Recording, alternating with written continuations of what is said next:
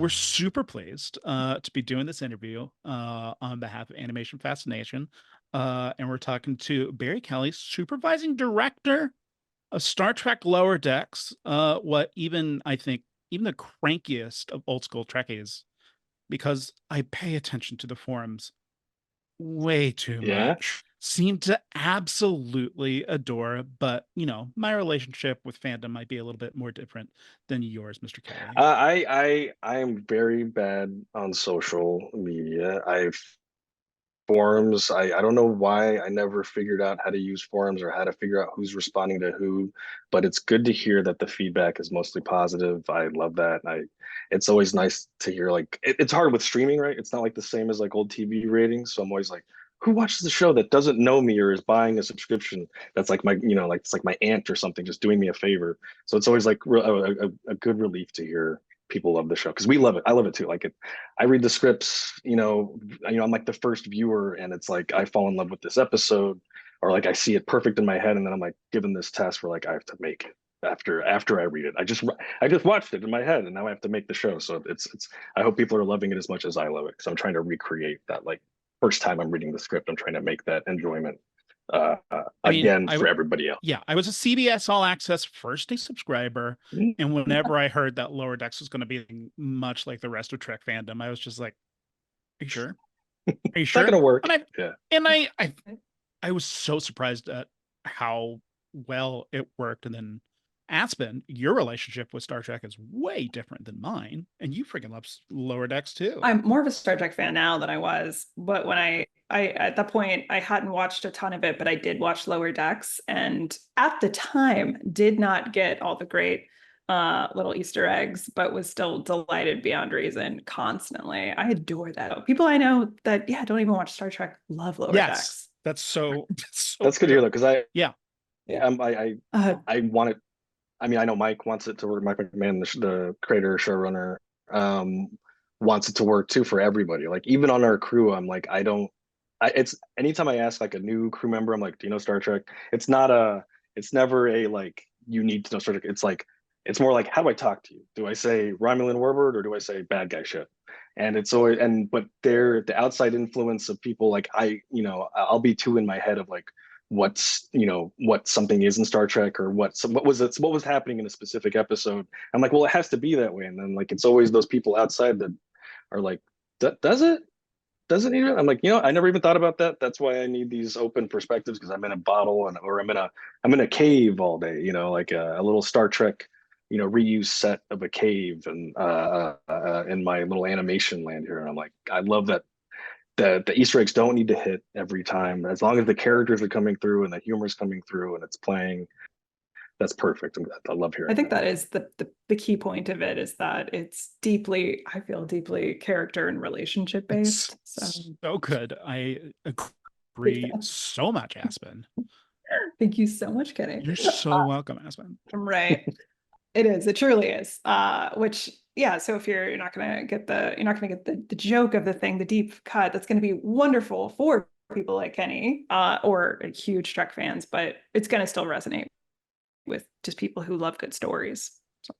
Yeah, there's always like a note whenever we're watching an episode or like an animatic, I'm watching every hour, I'm like really watching a different phase of something. And I'm always like, this is a second viewing kind of joke. Like you watch something the first time and then like the second, like, I'm like, you'll get this the second time you watch it. Cause I'm hoping that like you like the show enough that like, you either watch it again soon or maybe later down the road, I'm just going to watch, another round of the season. It's on in the background and like you catch something you never caught before, or now the Easter eggs, that come through that second. But yeah, second viewing is always in my head of like that's for second viewing, not first. I'm excited for my second pass, my second V pass. I will. I'm excited for your second pass too, Aspen. Thank you.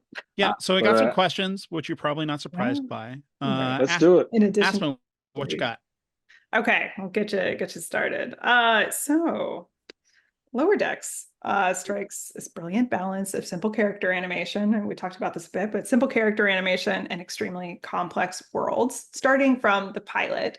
So this can make for an extreme hodgepodge of an episode, but it still feels cohesive. So are you all just geniuses, or is there method to the Oh my madness? gosh, I would say I am trying very hard to problem solve and navigate every problem we encounter on the show, which is like I'm saying I'm not a genius, but I'm hoping that we all come off like them at the end, which is perfect. That sounds good to me. Anybody making me, I have very talented people who make me look better, and then hopefully I'm making some other people look better, and we all come off great, like geniuses. But yeah, that first episode, that was I took over season 2, and that first episode for pilot to get like, especially this one, like we didn't have the ship designed, by the time we were storyboarding. Really? Like storyboarding is kind of like shooting in a way. Like if I compare it to live action, it's like, how are we shooting without the ship?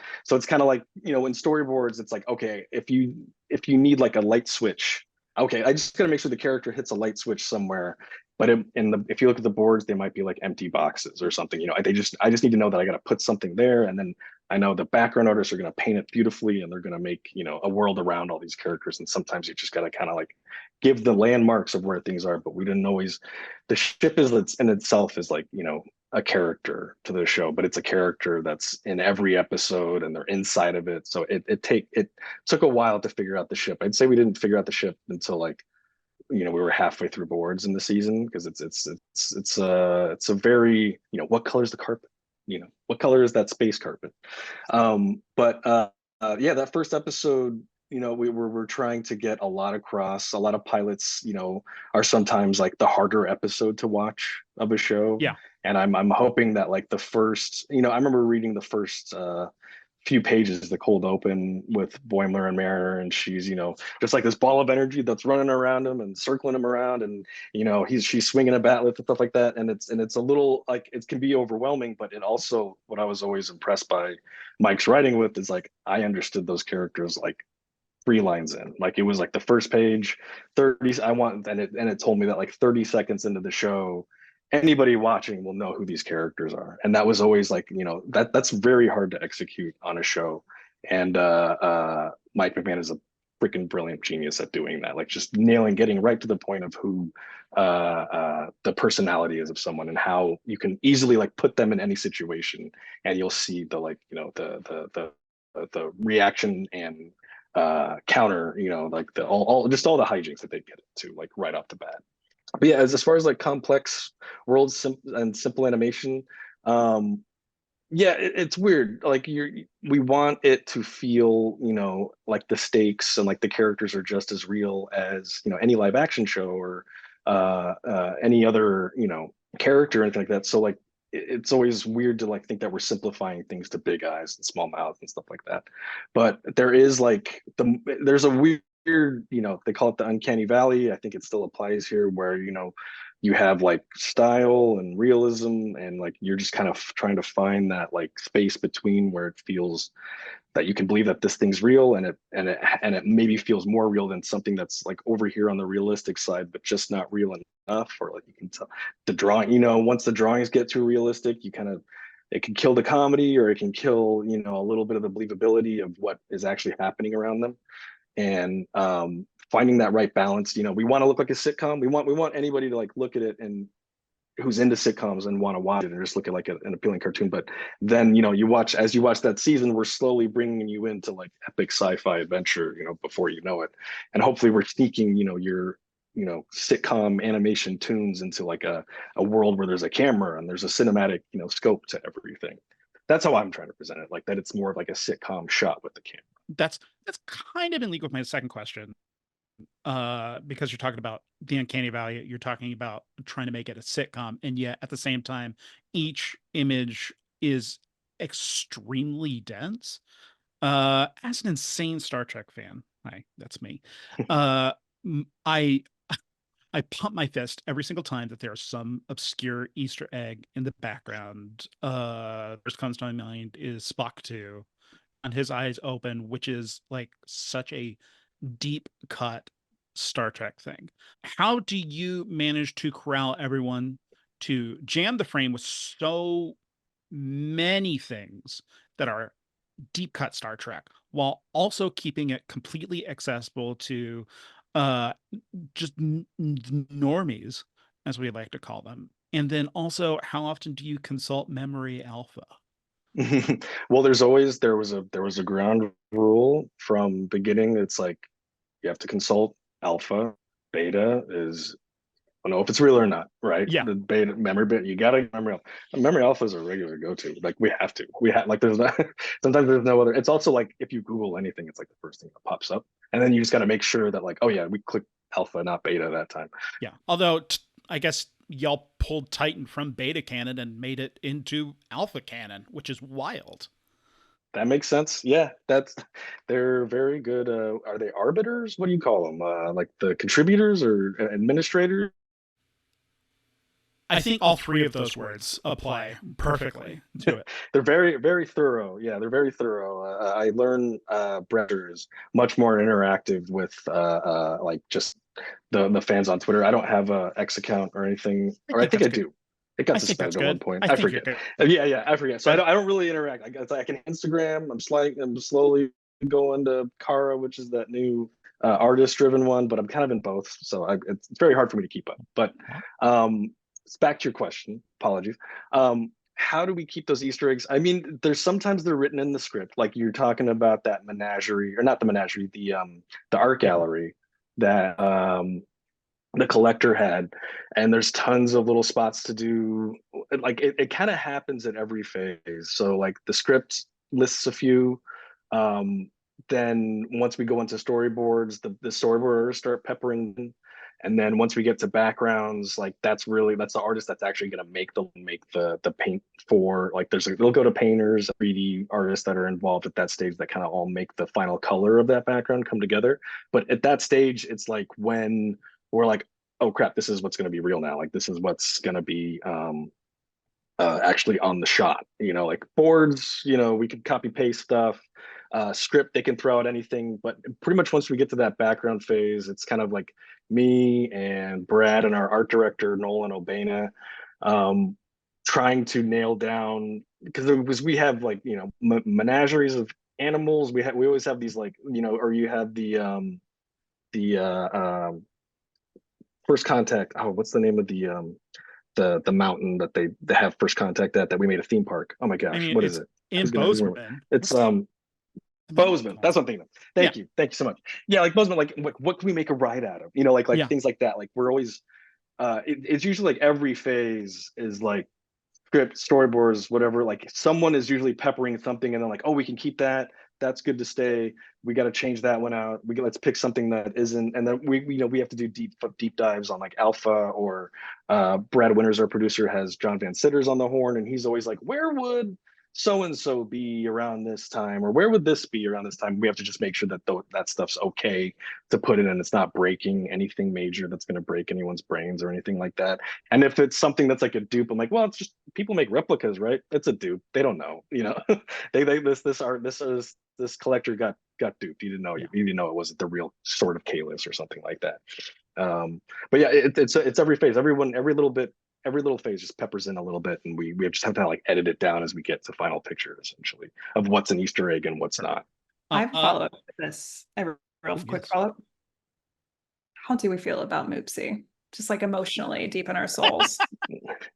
We've loved Moopsy since the start. I'm so glad that voice carried through, because that voice was our editor's son, one of our like dialogue editors, and he did it as temp, and then no one wanted to change it by the time we got in, and he got into SAG so that we can use his voice and everything.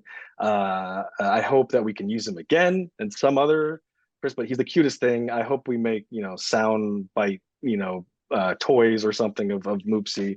There is a Moopsy coming out. I'm hoping that there'll maybe be like a 2.0 or whatever that has like you squeeze it and it says the name or something like that, or maybe fangs pop out. But I love it. I want to make like a photo real one. Oh my I have gosh. one of like a fan made one, but I wish, part of me is like, oh, I want to make one that's like weird, like real and like latex, and like maybe I mean, I keep in my head, I was talking about live action versus animation. I'm like, I do wonder what Moopsy would look like live action. It'd be creepy, like look cute from afar, and you get up close and it's like you can see the veins and the texture and everything in it. Like it's one of those like, yeah, like don't go too close, because then it'll It's not break the just like a cuteness for you. white texture. It's actually teeth. It's just the whole thing is just molars. That's what. Yeah, it's that texture, and you're just like weird. It's like calcified. No, Weird. I don't like Yeah, this. yeah, yeah. Mr. Kelly, I understand that you're given a whole bunch of interviews because you are successful, handsome, and most importantly, very, very Oh, important. oh God, thank you. All of those interviews could probably miss a lot of nuance. What things are you hoping to get across that might not necessarily have gotten across in other interviews? I mean, I'm always like, I think I'm always like thinking about the crew who doesn't always get, you know, I feel privileged that I get to be interviewed by folks like you and by, you know, brought in, you know, on some of like commentaries and stuff like that. And I'm always like, I'm always thinking about like the artists, because what's weird is animation is a gig based, it's still like, it's kind of like live action, it's a gig based, you know, job. So like a lot of there's only very few of us who are on the show from beginning to end. It's like me, the art director, our producer Megan Trevino, and Brad Winters, and a few others like our editors and stuff like that. So like a lot of times our crew are some of them are in the like kind of like Mike McMahon show family, where like they go off and make solar opposites for 6 months and then they come back. Star Trek Lower Decks, like I use a lot of like storyboard artists and character designers from that show. So it's there's crew that like they get they're on the show and doing a ton of core work, and then they never get to see the final product until it actually airs. So I'm always like thinking about, I wish I could always shine a spotlight on them. And there's like some amazing leads, and like Marissa Livingston's our character designer, supervisor, that she's been on the show since the beginning. She's amazing. We have these like amazing I mean animation directors up in Vancouver that I'm always hoping like I can get, you know, more credit and more, because they're saving my butt a lot of the times too, just like in some of the most amazing character animation that they can do quickly and very efficiently. And I'm always want people to know like that there is a crew behind the show that really genuinely loves the show, and uh that loves it just as much as the audience does. Like it's a rare thing, I think. I've worked on a lot of shows. I'm used to shows barely lasting a season. Sometimes they get cut. You know, having 5 seasons of the show is really incredible. It's pretty rare these days. And what's also rare is, you know, in animation, at least the way we do meetings at Titmouse, that's the studio that I work for that makes Lower Decks. We have daily meetings when we sit and go over everyone's footage. You know, if you have a shot done, like everything's broken down into shots, right? There's like 400 shots a show. And every day we're looking at different shots from different shows. And, you know, there's plenty of shows that I've worked on before where like, it's a job. It's just a job to people. You know, it's supposed, you know, we're watching funny cartoons, no one's laughing. And Lower Decks, everyone's laughing at the show. Pardon my French. Everybody is laughing on the show. That's actually a rare thing. I'm not used to that, where, you know, the dialogue is killing everybody in the room. Everyone's animation is killing everybody in the room. You know, it's like almost like an old, the few times I really see that is like footage of like the Disney animators laughing at what they're doing because they didn't know each would make this kind of work possible, you know, and they're laughing about what they've been able to do. And I just, something I always want people to know is that the crew loves working on the show. They put a lot of heart, a lot of love, you know, into every background. So if it's appreciated, we can only be grateful for that. I'm glad that you brought up the crew aspect, because something that myself, Mark, and Aspen are so keen on talking about on all of our various podcasts is that this stuff is so hard to do. As someone that worked on the ABC TV show Secret Millionaire, the show, this stuff is super duper hard. How long does it take for you as a supervising director from like beginning to end? How long does an episode take? I think an episode takes 18 months. So from script to finish. The writing phase is about 3 months, but then I feel like the past 5 years have been like starting boards in June-ish, May, June. The writing has already started like a few months before that, like March, February. And usually like June, I'll be finishing, you know, I started boards on season 5 around this time last year. and we'll be finishing up season 4 or season 5. I'm sorry, like around September, October, or something like that. Like that's like the length of when like the last episode like will be done by then. Like we're working on all 10 episodes kind of at the same time until like one finishes. Okay, then we got 9 left, and then we got 8 left, and then we got 7 left. But like right now we are right in the thick of everything. Like it's like I'm looking at stuff from episodes 1 through 6 at the moment, like and all of them are in different phases. I'm looking at sound stuff from 1, animation from 3, and compositing, which is that's where like together like backgrounds are merged with the animation. I'm looking at for that for like episode 4. Like every hour it's like kind of like a different, every hour of my day is like a little bit of a different meeting where I'm looking at different aspects of different episodes at the same time. It's kind of, there's a lot of overlap. That's the thing. Like I say it's 18 months, but it's like once you are you start an episode every few weeks, so you're at a certain point it's kind of like like a waterfall effect where it kind of like, or I guess a mountain, like you're kind of stacking them up, and they're kind of delayed, and then slowly by the end you're kind of like tapering down.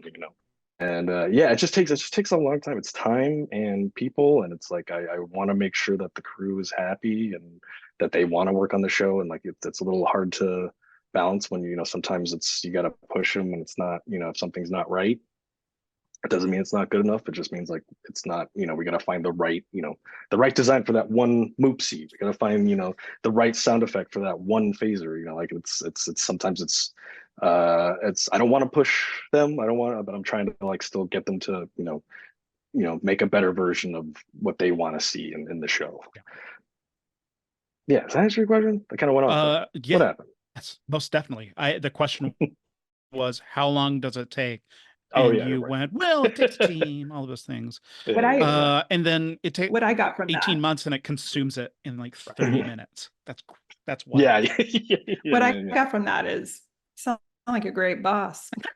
Oh, I hope so. That's on them to speak. We'll look on that's on our Glassdoor after this. Yeah, seriously. Yeah. It's but yeah, no, it's funny you say that, like, and then we consume it in 30 minutes. It's like, yeah, I remember like we make Big Mouth here also at Titmouse, and like I remember just like watching, because it was kind of new, right? Like there wasn't so many cartoons on Netflix, so that was like one of the first ones. And I was like, because I wasn't used to the binging thing, Yeah. where like just all of them are up, right? All of them are up, and I'm like, dude, I just watched 2 years of work in 2 hours. I'm sorry, Anthony. That's Anthony Leo. He's like the EP over there, and I'm like, I'm sorry, man. I just burned through that. It was great, but all that work was just boiled down to like, 360 minutes or something. Yeah. One more. Okay, this This is a this selfish is a very important question. We're going to ask a selfish question now. So not only have you obviously directed Star Trek, but you've also Galaxy of Adventures. So I would like to say the biggest question here is, which is better, Star Trek or Star Wars? Oh my gosh, you guys are interviewing about Star Trek. I have to say Star Trek right now. Are you crazy? What are you doing? I'm on Paramount. I gotta say the right thing. That's too tough. That's like that's so hard.